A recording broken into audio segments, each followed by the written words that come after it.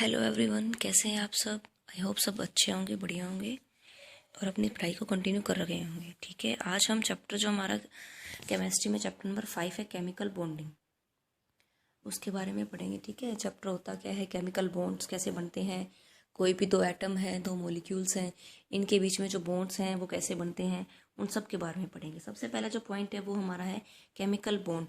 जो बॉन्ड है वो होता क्या है, कोई भी दो एटम्स या फिर कोई भी दो आयंस के बीच में जो लिंक होता है, एक फोर्स लिंक होता है, उसको हम कहते हैं बॉन्ड बनाना।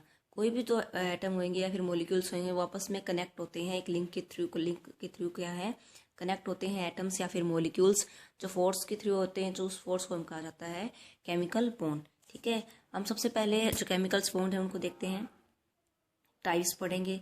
सबसे पहले आते हैं हमारे पास इंट्रामोलिक्यूलर और इंटरमोलिक्यूलर हाइड्रोजन बॉन्डिंग। ठीक है, एक होता है इंट्रामोलिक्यूलर और एक होता है इंटरमोलिक्यूल्स। इन दोनों को आप ध्यान से समझेंगे। पहले जो इंट्रामोलिक्यूल्स होते हैं वो क्या होते हैं, एक ही मॉलिक्यूल्स के बीच में होता हो, जो एक ही मॉलिक्यूल्स के बीच में जो बॉन्ड बने, एक ही मॉलिक्यूल के कोई भी एक मॉलिक्यूल है हमारे पास, जैसे एग्जांपल H2O हमने ले लिया। H2O को जो है ये एक ही मॉलिक्यूल है, इसके आपस में मॉलिक्यूल्स के बीच में जो फोर्स बनता हो उसको कहते हैं हम इंटरमोलिक्यूल। जैसे ये H2O है, HOH, ये इसका फिगर है। अब इनके बीच में जो ये फोर्स लग रहा है, इनके बीच में जो ये एक ही मॉलिक्यूल के बीच में जो फोर्स बन रहा हो उसको होता है इंटरमोलिक्यूल।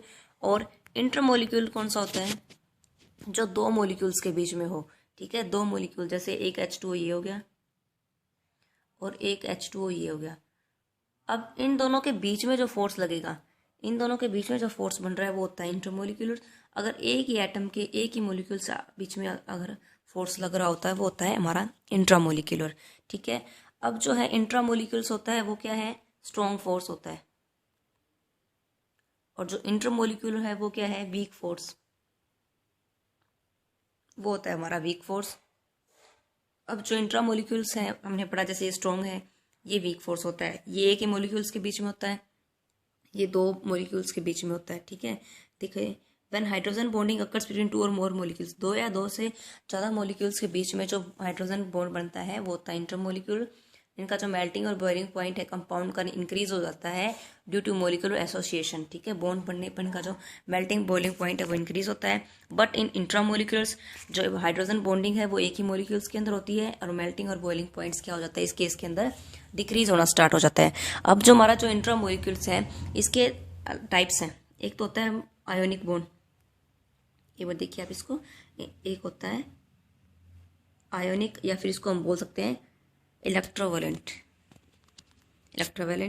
एक इसका टाइप होता है कोवैलेंट बॉन्ड। ठीक है, आयोनिक और कोवैलेंट बॉन्ड के बारे में हम आगे डिस्कस करेंगे होता क्या है। अब देखेंगे हम इनको, जो बॉन्ड्स हैं वो। अब आते हैं type of chemical bond. First जो हमने पढ़ना है वो है आयोनिक बॉन्ड। अब आप इसको पहले समझिए। ठीक है, जो आयोनिक बॉन्ड है वो कब होता है, कोई भी जो हमारा एटम है, कोई भी मॉलिक्यूल है, कोई भी मॉलिक्यूल्स है, वो क्या है, अपना जो अष्टक है, ठीक है, ये शेल बनी होती है एटम्स के अंदर, मॉलिक्यूल्स के अंदर। अब जो इसकी जो आफ्टरमोस्ट शेल है, आफ्टरमोस्ट शेल जो है, इसका जो बाहर का जो अष्टक है वो पूरा करना चाहता है। कोई भी एटम हो वो क्या है, स्टेबल रहना चाहेगा। स्टेबल रहने के लिए उसको क्या करना चाहिए, उसका जो बाहरी जो इलेक्ट्रॉनिक कॉन्फ़िगरेशन है, जो इसका जो अष्टक है वो उसका पूरा होना चाहिए। ठीक है, अष्टक में 8 इलेक्ट्रॉन्स, उसके बाहरी शेल के अंदर 8 इलेक्ट्रॉन होने चाहिए। वो उसको कंप्लीट करने के लिए क्या करता है, या तो इलेक्ट्रॉन्स को डोनेट करता है या इलेक्ट्रॉन्स को गेन करता है। ठीक है, अब जो आयनिक जो बॉन्ड है वो कैसे पता लगेगा कि इन एटम्स के बीच में आयनिक बॉन्ड बन रहा है। आयनिक बॉन्ड हम तब कहेंगे जब कोई एटम या मॉलिक्यूल्स अपना अष्टक पूरा करने के लिए इलेक्ट्रॉन्स का ट्रांसफर करवाता है। इलेक्ट्रॉन्स का क्या होता है, उसके अंदर ट्रांसफर्स होता है, या फिर गेन करे या फिर वो डोनेट करे, ये करके इलेक्ट्रॉन्स का ट्रांसफर करवा रहा है, तो मीन्स उनके अंदर आयनिक बॉन्ड बन रहे हैं। जो आयनिक जो बॉन्ड होता है वो दो मॉलिक्यूल्स के बीच में बनता है। ठीक है, दो परमाणुओं के बीच में जो बॉन्ड बनता है वो होता है आयोनिक बॉन्ड। ठीक है, ये मेटल और नॉन मेटल के, एक जो मेटल होगी और एक क्या होती है नॉन मेटल, उनके बीच में ये इलेक्ट्रॉन्स का ट्रांसफर होता है और उनके बीच में ही एक आयोनिक बॉन्ड बनता है। ठीक है, अब देखिए कुछ एग्जांपल से हम इसको समझते हैं। फॉर एग्जांपल NaCl हमने ले लिया, NaCl।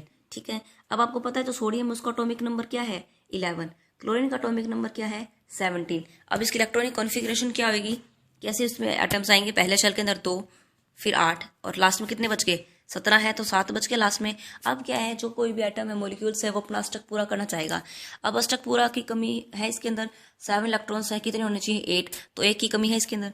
और जो Na है सोडियम है उसकी इलेक्ट्रॉनिक कॉन्फ़िगरेशन कितनी हो जाएगी, इसके अंदर कितने हैं 11 एटम्स हैं, एटॉमिक नंबर 11 है तो 2 8 1।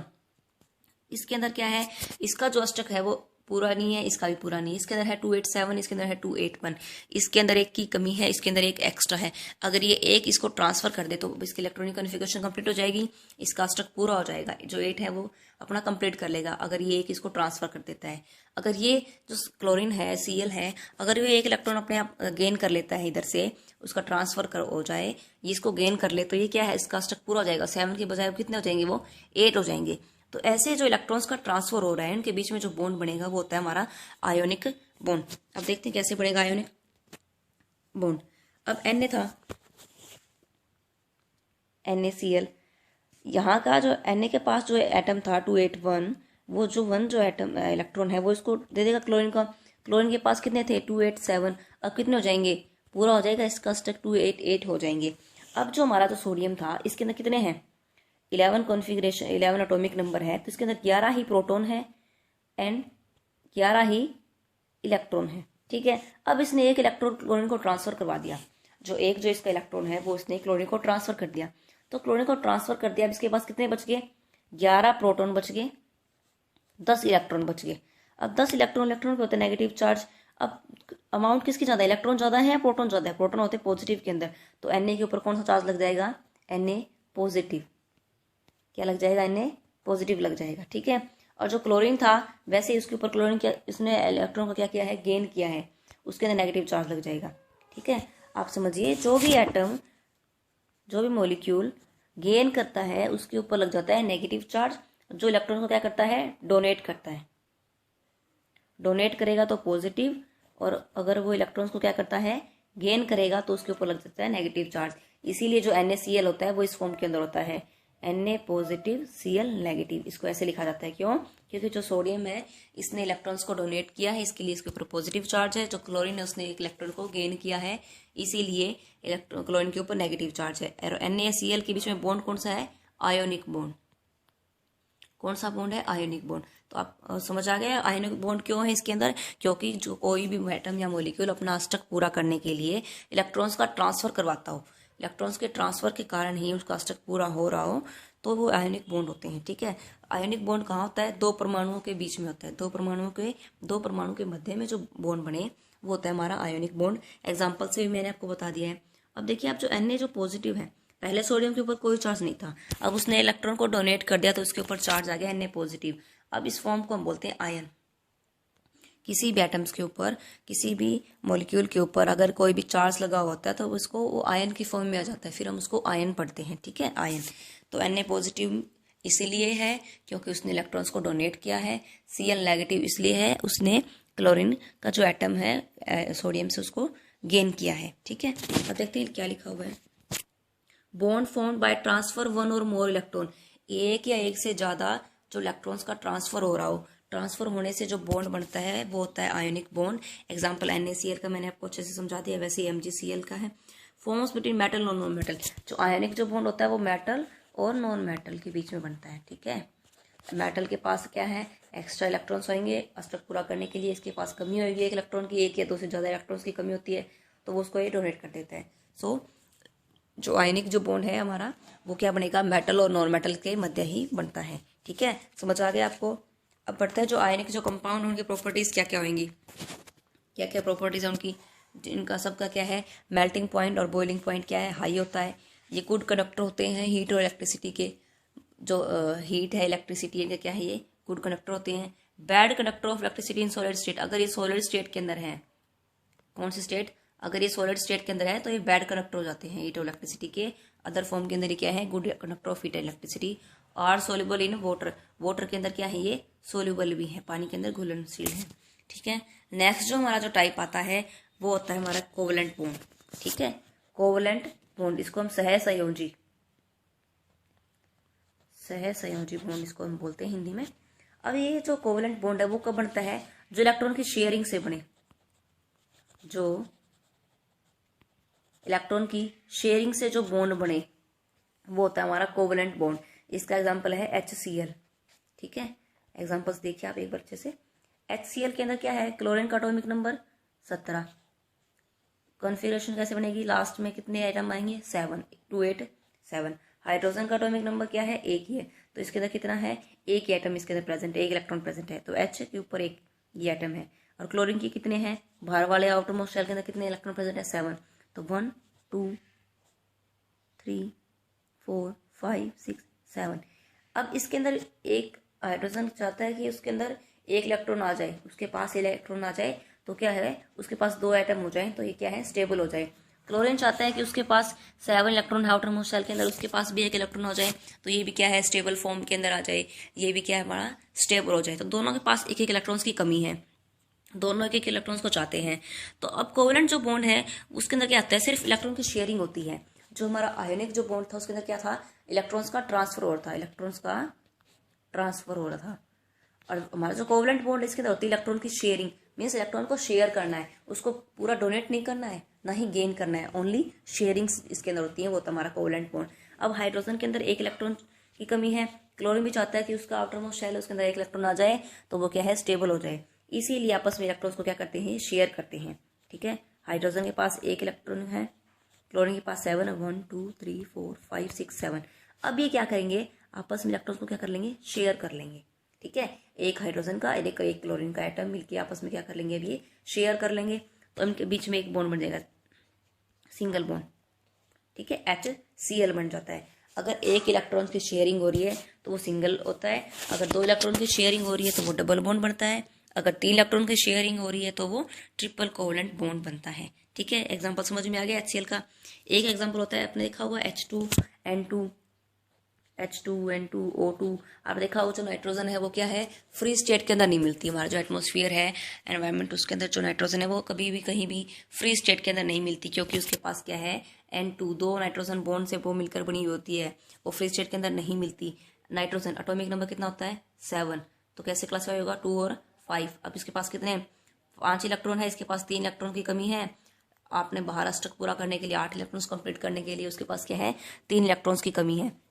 अब जो नाइट्रोजन है वो क्या करेगा, एंड नाइट्रोजन के साथ ही बॉन्ड बनाएगा, N2। कैसे बनाएगा, नाइट्रोजन 5 इलेक्ट्रॉन है, देखिए एक बार अलग से, नाइट्रोजन है 3 4 5, इसके पास हो गए, सेम इधर 1 2 3 4 5 इस इलेक्ट्रॉन इसके पास है, 5 आउटर मोस्ट शेल में दोनों के पास है। अब ये आपस में यहाँ शेयर कर लेंगे। ठीक है, 1 2 3, तो 3 इलेक्ट्रॉन्स आपस में ये शेयर कर रहे हैं, तो इनके मध्य कौन सा बॉन्ड बन गया, ट्रिपल बॉन्ड। ठीक है, इसको फॉर्म होती है N2। ठीक है, समझ आया आपको N2 का कॉन्सेप्ट। अब आता है O2। ऑक्सीजन का एटॉमिक नंबर कितना है, 8 एटॉमिक नंबर है, तो 2 और 6 होंगे। लास्ट आउटर मोस्ट शेल के अंदर कितने इलेक्ट्रॉन्स प्रेजेंट है, 6 इलेक्ट्रॉन प्रेजेंट है, तो इसके पास क्या है, 2 इलेक्ट्रॉन्स की कमी है, तो ऑक्सीजन क्या है, ऑक्सीजन के अंदर बॉन्ड बनाएगा 1 2 3 4 5 6, 1 2 3 4 5 6। अब आपस में क्या है, ये बॉन्ड बनाएंगे, एक इलेक्ट्रॉन यहाँ शेयर हो गए, एक इलेक्ट्रॉन यहाँ शेयर हो गए, तो कितने इलेक्ट्रॉन शेयर हो गए, डबल बॉन्ड। 2 इलेक्ट्रॉन शेयर हो रहे हैं तो कितने बॉन्ड बनेगा, कैसा बॉन्ड बनेगा, डबल बॉन्ड बनेगा। तो O2 O ऑक्सीजन और जो ऑक्सीजन का जो एटम है O2, इनके बीच में डबल बॉन्ड होता है। जो नाइट्रोजन है उसके अंदर क्या है, 3 इलेक्ट्रॉन की शेयरिंग हो रही है, इसीलिए वहां पे ट्रिपल बॉन्ड बनता है। HCl के अंदर क्या है, एक इलेक्ट्रॉन शेयर कर रहे हैं आपस में, तो HCl सिंगल बॉन्ड। और वैसे ही H2 के अंदर भी क्या है, वो एक इलेक्ट्रॉन शेयर करते हैं। हाइड्रोजन का एक एटम, हाइड्रोजन का एक एटम आपस में कर लिया शेयर, ये बन गया H2, तो इनके बीच में बॉन्ड कैसा बन जाता है, सिंगल बॉन्ड। सिंगल बॉन्ड समझ आए आपको, कोवेलेंट कंपाउंड क्या होते हैं, देखिए एक बार।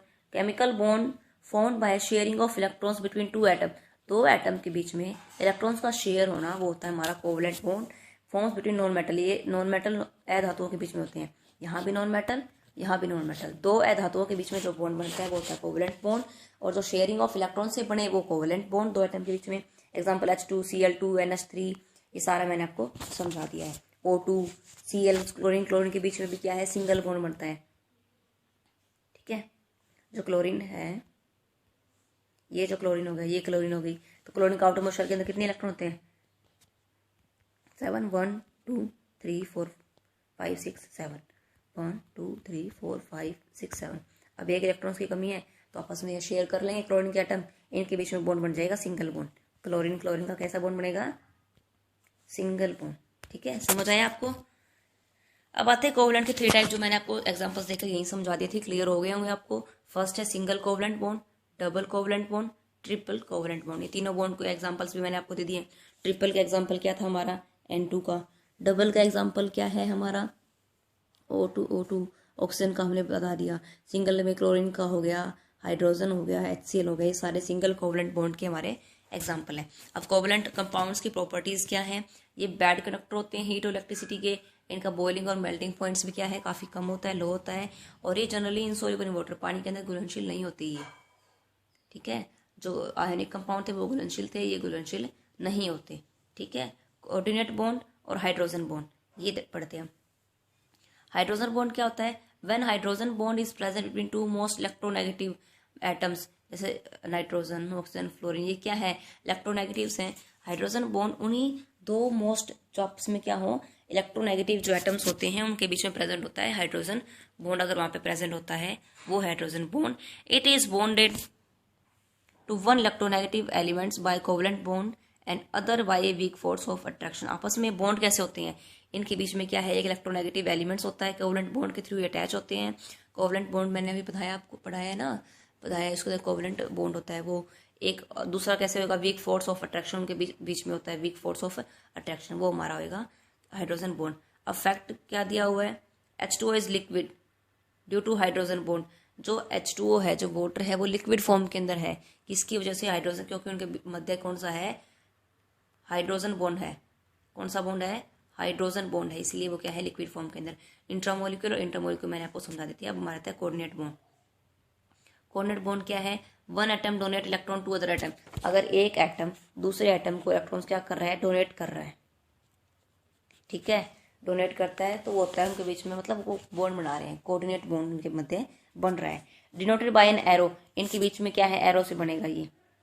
ठीक है, एक एटम दूसरे एटम को इलेक्ट्रॉन्स को डोनेट कर रहा है तो वो है कोऑर्डिनेट बॉन्ड। आई होप आपको ये चैप्टर अच्छे से क्लियर हो गया होगा। अब इंट्रामोलिक्यूल, इंटरमोलिक्यूल्स, आयोनिक बॉन्ड, कोवलेंट बॉन्ड, ये हमारा चैप्टर था केमिकल बॉन्डिंग। आयोनिक बॉन्ड और कोवलेंट बॉन्ड आपको समझ आ गए होंगे। आयोनिक बॉन्ड क्या होते हैं? जो इलेक्ट्रॉन के ट्रांसफर से बने, इलेक्ट्रॉन के ट्रांसफर से जो बॉन्ड बनता है वो होता है आयोनिक बॉन्ड, जिसके अंदर जो इलेक्ट्रॉन्स, जो एटम मॉलिक्यूल्स हैं, वो अपना स्ट्रक्चर पूरा करने के लिए इलेक्ट्रॉन्स का ट्रांसफर करवाते हैं, वो होता है हमारा आयोनिक बॉन्ड। और जो कोवलेंट जो बॉन्ड है वो क्या होता है? इलेक्ट्रॉन की शेयरिंग, जिसके अंदर क्या होती है? इलेक्ट्रॉन की शेयरिंग। ना तो गेन करना होता है इसके अंदर, ना ही ट्रांसफर होता है इलेक्ट्रॉन्स का, ना ही डोनेट करते हैं। ओनली क्या होती है इसके अंदर? शेयरिंग होती है, वो इलेक्ट्रॉन्स को आपस में शेयर करते हैं अपने स्ट्रक्चर को पूरा करने के लिए। ठीक है, ये था हमारा chapter number 5 chemical bonding. I hope आपको अच्छे से क्लियर हो गया होगा। नेक्स्ट चैप्टर हम कल करेंगे, कल डिस्कस करते हैं हमारे चैप्टर नंबर 6 को। और ये आप थ्योरी आपको मैंने समझा दी अच्छे से, आप इसको देख लेना। फिर हम MCQ करेंगे इसके। ठीक है, BYQ MCQ सेशन रखेंगे हम बाद में। पहले हम थ्योरीज वाइज चैप्टर्स को जल्दी जल्दी अपना कंप्लीट करते हैं, जिसके अंदर आपको अच्छे से क्लियर भी हो जाए और ज़्यादा कुछ भी ना हमें देखना पड़े। ठीक है, ठीक है, थैंक यू।